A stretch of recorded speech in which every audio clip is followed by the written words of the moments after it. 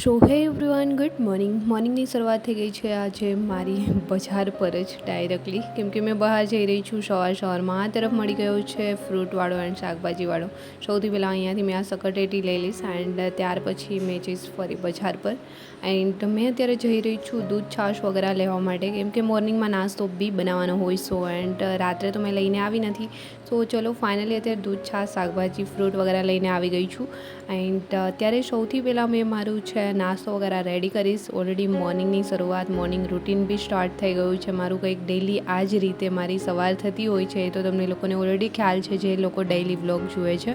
આ તરફ નાસ્તો બી કરી લીધો છે રેડી. નાસ્તો કરી અને સૌથી પહેલાં મારો ધોબી કાર્ડ ખોલી નાખ્યો છે આજે. ડેઈલીના 3 જોડી કપડાં ચેન્જ કરવા તો ડેઈલી ધોબી કાર્ડ તો થશે જ. સો કોઈ નહીં, ફાઇનલી ચલો આટલા તડકામાં કપડાં હોશ કરી સુકાવે એન્ડ મારી હાલત તો કંઈક બહુ જ ખરાબ થઈ ગઈ છે. જેમ શાકભાજી લંગાઈ એમ મેં બી લંગાઈ ગઈ છું. બટ કોઈ નહીં, એલોવેરા જેલ લગાવી એન્ડ મેં બી ફ્રેશ થઈ અત્યારે આવી ગઈ છું સ્ટડી ટેબલ પર. સૌથી પહેલાં અમને કરીશ ક્લીન એન્ડ ત્યાર પછી મારું સ્ટડી કરીશ સ્ટાર્ટ. એન્ડ આજે મારા સ્ટડી ટાઈમ ટેબલ રૂટીનની અંદર સૌથી પહેલાં આજે મેં GCRT કરીશ. ડેઈલી મેં રિઝનિંગથી સ્ટાર્ટ કરું છું. બટ કેવું છે કે ડેઈલી એકને એક ટોપિક કરીશું, એકને એક સબ્જેક્ટ કરીશું તો બહુ જ બોરિંગ થઈ જવાય છે. સો આજે મેં સબ્જેક્ટ ચેન્જ કરીશ. રિઝનિંગની જગ્યાએ મેં આજે GCRT રીડ કરીશ એન્ડ સેકન્ડ સ્લોટ્સની અંદર મેં રિઝનિંગની પ્રેક્ટિસ કરીશ. સો આ રીતે આજે મેં મારું ટાઈમ ટેબલ શેડ્યુલ ચેન્જ કર્યું છે. એન્ડ ઘણા લોકોની કમેન્ટ્સ આવે છે કે તમે કોનો કોર્સ લીધો છે, તો જ્ઞાન લાઈવવાળાનો કોર્સ લીધો છે મેં. સો એન્ડ એવી બી કમેન્ટ્સ હતી, એમના રિવ્યૂ આપજો. શો કેવું છે, એમના લેક્ચર ઓલરેડી સારા છે. બટ અંદર અલગ અલગ ફેકલ્ટી ભણાવતા હોય છે, તો અમુક ફેકલ્ટીના વિડીયો છે તમને ગમતા હોય, એને એમની જે ભણાવવાની મેથડ છે એ તમને પસંદ આવતી હોય, અમુકની ન આવતી હોય. તો કોઈ બી ફેકલ્ટીને આપણે છે ખરાબ ન કહી શકીએ. એમની જગ્યાએ સારું ભણાવતા હોય પણ આપણને એમની મેથડ ન ફાવતી હોય. તો મને બી એમાં રિઝનિંગ મેથ્સ નહોતું ફાવતું. સો એમના માટે મેં અલગથી કોર્સ લીધો છે. એન્ડ GCRT છે સર એટલું સુપર રીતે ભણાવી રહ્યા છે. તો આ રીતે અમુકના લેક્ચર આપણને ફાવતા હોય, અમુક ન ફાવતા હોય, તો આપણે જ્ઞાન લાઈવની એપને યા ફિર કોઈ બી એપ્લિકેશન તમે લ્યો છો એને આપણે કોઈ જ પહેલું ન કરી શકીએ કે એમનું સારું નથી. એમની જગ્યાએ સાચા હોય બટ આપણને નથી ફાવતું, એ આપણો ફોલ્ટ હોય છે. સો મને જે મેથ્સ રિઝનિંગ નહોતું ફાવતું એમના માટે મેં પાટિયા કરીને એપ્લિકેશન છે, એમનો કોર્સ લઈ લીધો છે રિઝનિંગ મેથ્સ માટે. સો આ રીતે ઓલરેડી એમનું કન્ટેન્ટ વગેરે સારું છે, બટ તમને ફાવે તો એટલે એકવાર ચેક કરી લેવાનું. જો તમને એમની મેથડ બધા સરની ફાવતી હોય તો લેવાનું. બાકી બધા કરતાં બેસ્ટ ઓલરેડી એકેડમી હોય તો એન્જલ એકેડમી ગાંધીનગર છે, તમને લોકોને ખ્યાલ હશે. કેમ કે એમાં સામત સર છે, એક જ છે વ્યક્તિ ભણાવે છે બધા વિષય. એટલા માટે એમની મેથડ તો સેમ રહેતી હોય છે શીખવવાની. એન્ડ એકદમ ગુજરાતી લેંગ્વેજમાં, મતલબ આપણી જેમ જ એકદમ આપણે જે રીતે આપણે સમજી શકીએ એ રીતે એ ભાષાથી એ શીખવે છે, એટલે એકદમ ઇઝી છે. બટ એમની ફીસ એવડી છે કે ઘણા લોકો અફોર્ડ ન કરી શકે. સો એમના માટેથી આપણે એ કોર્સ ન લઈ શકીએ. મને એમનો કોર્સ છે બેસ્ટ લાગે છે, ભણાવે છે, ફાવે છે. બટ એમની 1 લાખ ફીસ છે. તમે પરચેસ કરી શકતા હોય તો કરી લેવું જોઈએ, એમનું બેસ્ટ છે સૌથી વધારે. બટ જે જ્ઞાન લાઈવ છે, વેબ સંકુલ છે, તો બધા ફેકલ્ટી સારા હોય છે. બટ તમને કોની મેથડ ફાવે છે એકવાર ચેક કરી એન્ડ ત્યાર પછી કોઈ બી કોર્સ ખરીદો છો તો ખરીદવો. ત્યાર પછી એકવાર ચેક કરી લેવું. ઓલરેડી ડેમો લેક્ચર બધા લોકોએ મૂકેલા જ હોય છે. સો મેં બી જ્ઞાન લાઈવનું છે, મને GCRT સારું ભણાવતા હતા એટલે મને ગમ્યું હતું.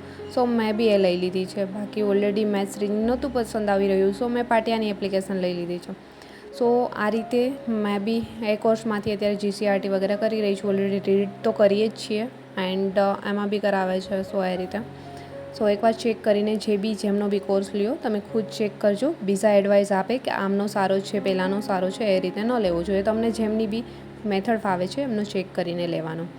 એન્ડ હા, સેકન્ડ કે જે પહેલી મારી પાસે ખાખી ડાયરી આવેલી છે, એમના માટે તમારી બહુ કમેન્ટ્સ આવતી હતી કે એમાં જે ટોપિક વાઇઝ પિક આપ્યા છે, અંદર ફોટોસ છે, એ અમારી જોડે શેર કરો. તો ફાઇનલી મેં આજે શેર કરી દીધા છે. એન્ડ કોઈ કહી રહ્યું હતું કે એમાં પ્રોપર દેખાઈ નથી રહ્યું, સો PDF બનાવીને શેર કરો.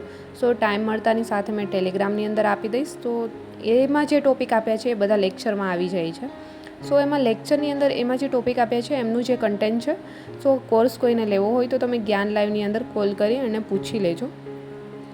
ખાખી ડાયરી વિશે કમેન્ટ્સ આવી રહી હતી કે પરચેસ કરવી હોય તો કઈ રીતે. તો મેં ત્યાં પૂછાવ્યું હતું એકેડમી પર, બટ સેલ નથી કરી રહ્યા. એમાં એમનું કન્ટેન્ટ છે એટલા માટે જે તમે કોર્સ લીધો હોય, લેક્ચર અટેન્ડ વગેરે કરો છો, ટેસ્ટ આપો છો, એ તમારે એડ કરવાનું છે. એટલે સેલ કરે યા ફિર તમે લ્યો તો એમનો કોઈ ફાયદો નથી. કોર્સ લ્યો તો એમની જોડે તમે એ ડાયરી આવે તો તમે લેક્ચર વગેરે અટેન્ડ કર્યા છે, ટેસ્ટ આપી છે, તો તમે એમાં એડ કરી શકો છો. આ રીતનું અંદર આપ્યું છે. સો કોર્સ માટે તમે લોકો તમારી રીતે ડિસાઇડ કરો કે તમારે કોનો કોર્સ લેવો છે. વેબ સંકુલ છે, એન્જલ છે, જ્ઞાનલાવ છે એન્ડ ઘણી બધી એકેડમી છે એન્ડ GCA વાળાની બી છે. તમારે જે બી લેવી હોય, બટ એકવાર ડેમો લેક્ચર જોઈ લેવાના. તમને મેથડ ફાવતી હોય તો એ તમારે પરચેસ કરવાના. સો આ રીતે આજે મારી GCRT બી સ્ટાર્ટ થઈ ગઈ છે એન્ડ મેં ડેઇલી એન્ડ કોઈની કમેન્ટ્સ હતી તમે જે ટેસ્ટ આપો છો ઓફલાઈન આપો છો યા ઓનલાઈન, તો મેં બંને આપું છું. ઓનલાઈન બી આપું છું. ઓનલાઈનમાં 20 માર્ક્સની હોય છે એન્ડ ઓફલાઈન આપું છું એ 10 થી 15 માર્ક્સની હોય છે. સો બંને મેં આપું છું કેમ કે GCRT રીડ બી કરું છું અને લેક્ચર બી અટેન્ડ કરું છું. સો ડેઇલીની ટેસ્ટ બંનેમાં આપું છું. બંનેની એક ટેસ્ટ હોય છે. સો ડેઇલી 2 ટેસ્ટ થઈ જાય છે, 20 માર્ક્સ 15 માર્ક્સની જે બી હોય, જેથી કરીને આપણે રીડ કરી રહ્યા છીએ, ખ્યાલ આવે કે તમે જે રીડ કરો છો યાદ બી રહે છે યા ફિર નહીં તો લાસ્ટમાં તમને ખ્યાલ બી નહીં હોય કે મેં વાંચ્યું પણ મને કંઈ યાદ જ નથી રહેતું. સો એમના માટે ટેસ્ટ આપવી બહુ જ જરૂરી છે, બટ એકવાર વાંચ્યા પછી આપવી જોઈએ, પહેલાં ન આપવી જોઈએ. નહીં તો કંઈ જ નહીં આવડે અને વધારે ખોટા પડશે તો ડિમોટિવેટ થશો. સો અત્યારે GCRTના જેટલા બી ટોપિક કરવાના હતા એ કરી લીધા છે એન્ડ આ 10 માર્ક્સની ટેસ્ટ હતી એ બી આપી દીધી છે, બટ 10માંથી 10 પૂરા આવ્યા છે. સો મૌર્ય યુગવાળું એ જે મેં કરી રહી હતી, મૌર્ય યુગવાળું ચેપ્ટર હતું એન્ડ એમની ટેસ્ટ આપી હતી. સો 10માંથી 10 પ્રોપરલી આવ્યા છે, કે વ્યવસ્થિત રીડ થયું છે 2 થી 3 વાર, એટલા માટે.